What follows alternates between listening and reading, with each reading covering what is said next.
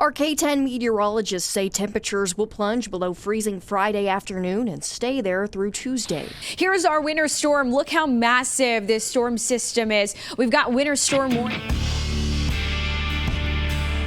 We're just a couple days away. They're calling for it to be a pretty bad winter storm. So mainly we're just wanting to start supplementing early and getting some protein and just keeping our cows and sheep full before this cold spell. But also, it's been a pretty warm winter so far, but it also has been a dry winter, so we're not seeing a whole lot of winter annuals popping up. Here at PDF, since I've got the cows and sheep together, I don't use cubes. I instead supplement with alfalfa. It's gonna be close to the same protein content as the cubes I was feeding, which was around 20%, because the cubes are pretty big and the sheep aren't able to eat those cubes. So we supplement alfalfa about 3 days a week. We'll flake a bale to around 400 sheep and 60 head of cows, and that just helps them regulate their nutrient needs. Since there is a big freeze coming, we're gonna up their protein a little bit because they are gonna have a little bit higher demand.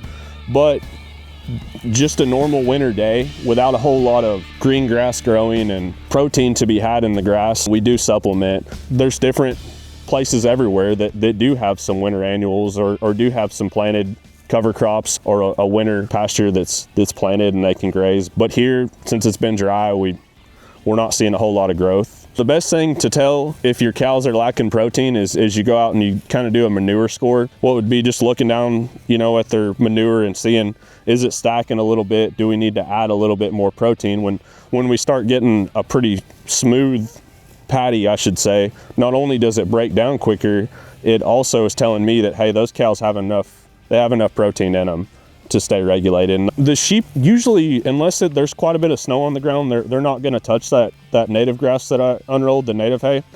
But the reason that I did unroll it is one, it covers the soil. One of the things that will jumpstart your soil the quickest is unrolling hay over it and just letting your cows go to it, letting them defecate around it, letting your sheep kind of lay around. I mean, it's a great way. If you look out in some of these spots in the pasture, there's less grass in some spots, and I'm not saying it's bare soil, but it's some spots that we want to get covered and get jump started. This pasture historically was a monoculture Bermuda grass pasture. So when we unroll that native grass down the road, there'll be some seed come in and get some diversity coming in. Not saying that's the only way to have diversity. Diversity comes from rest and recovery, in my opinion. So this pasture has changed a lot as far as changing from a monoculture pasture, but I'm not saying that it's from the unrolling the native grass or unrolling the hay. There's going to be residue, whether it be cow and sheep manure, whether it be the leftover stems from the alfalfa.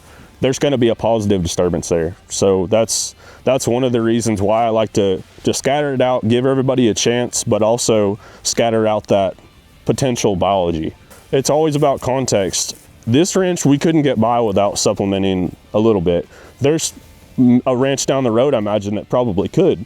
And whether that be the type of animal, whether they have goats, sheep, they might have a whole bunch of forage stocked up, and we do as well. We have quite a bit of forage, but our forage is lacking the protein and the energy that they need to regulate their rumen. I'm not going to unroll hay every day if it's not going to be a fairly colder day. But when it does get colder, grass frosts over, it's harder for them to go out and get full. So we'll unroll some hay, we'll build some soil, they'll get full, everybody benefits from it. We can pick up some hay for pretty cheap, and it's worth its weight in gold when you put it down on the ground.